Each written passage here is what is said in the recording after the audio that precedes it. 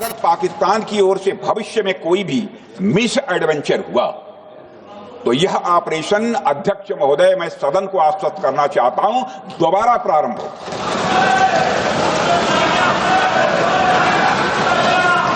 अध्यक्ष महोदय, भारतीय वायुसेना के जबरदस्त हमलों, नियंत्रण रेखा पर थल सेना की मजबूत जवाबी कार्रवाई और नौसेना के हमलों के डर ने पाकिस्तान को झुकने के लिए मजबूर कर दिया। अध्यक्ष महोदय, और पाकिस्तान की हार उनकी एक सामान्य विफलता नहीं थी, बल्कि यह उसके सैन्य बल और मनोबल या दोनों की एक हार थी। 10 मई को पाकिस्तान के डीजीएमओ ने भारत के डीजीएमओ से संपर्क किया और सैन्य कार्रवाइयों को रोकने की अपील की। मैं सदन में यह बात फिर से दोहराना चाहूंगा कि पाकिस्तान के डीजीएमओ ने भारत के डीजीएमओ से संपर्क किया और सैन्य कार्रवाइयों को रोकने की अपील की। 12 मई को दोनों देशों के डीजीएमओ के बीच औपचारिक संवाद हुआ और दोनों पक्षों ने सैन्य कार्रवाइयों पर विराम लगाने का निर्णय लिया।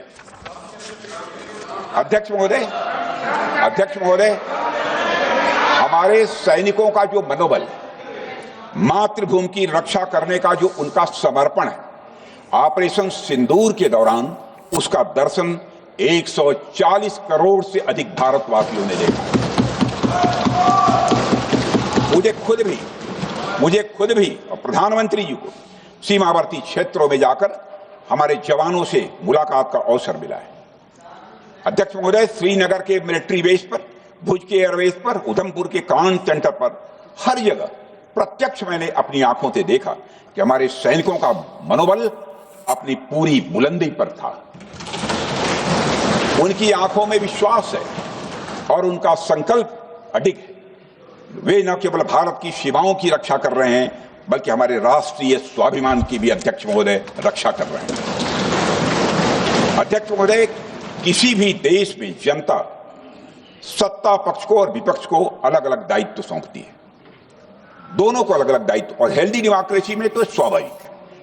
सत्ता पक्ष का काम होता है जनता के हितों को ध्यान में रखते हुए कार्य करना, और विपक्ष का काम होता है सरकार से जनता के मुद्दों से संबंधित जरूरी प्रश्न पूछना। ऑपरेशन सिंदूर क्यों शुरू किया गया, इसकी जानकारी पहले भी दी गई है और आज भी मैंने सदन को दी है।